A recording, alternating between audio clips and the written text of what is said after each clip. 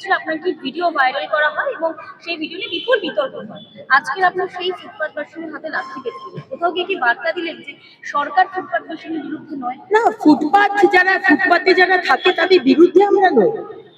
আমি ওই মহিলা সীতা দেবীর বিরুদ্ধেও নই, কিন্তু Sita Devi park street, school স্ট্রিটের মতো একটা ব্যস্ত রাস্তার পাশে, যেখানে শত শত স্কুল চিলড্রেন, সাধারণ মানুষ যাচ্ছে, সেখানে স্টোভে এক গামলা দুধ গরম করা এবং সেখানে একটা 6 মাসের বাচ্চা ফুটপাতে ঘোরাঘুরি করছে, তার ঠাকুমাও তার পাশে নেই, তার মাও পাশে নেই।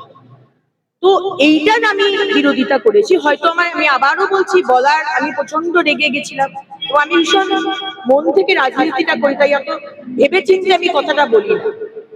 সেটা বলাটা আমার অবশ্যই অন্যায় হয়তো হয়েছে, কিন্তু ফুটপাতে তো গরম করার জায়গা নয়। এবং আমি যখন তাকে জিজ্ঞেস করছি আপনি কোথায় থাকেন, উনি বললেন আমি ধাপাতে থাকি। আবার অনেকে বলছেন যে আপনি মিথ্যে কথা বলেছেন, উনি ধাপাতে থাকেন। উনি নিজেই তো বলেছেন ধাপাতে থাকেন। এবং আপনি দেখবেন তারপরে 4 দিন, আজকে আমি ভিডিও পোস্ট করেছি, আমরা তাকে হোটেলে রেখে সে শেল্টার হোমে উনি থাকবেন না।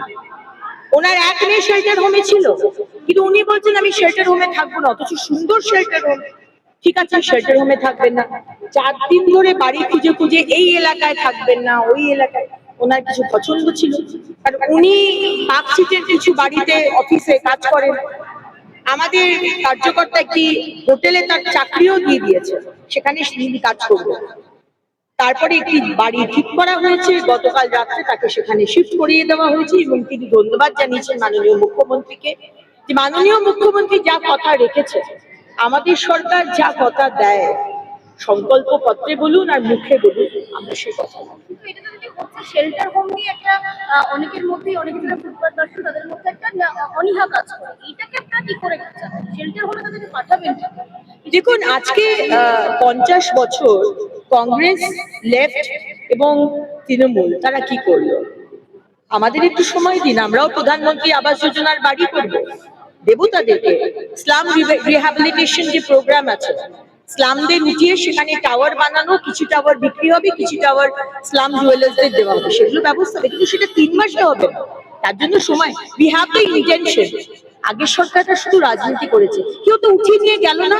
মমতা ব্যানার্জি আপনি বললেন অ্যাডপ্ট করবেন, ওই একটা বাড়ি তো করে দিলেন না, ঠিক করে দিলেন না।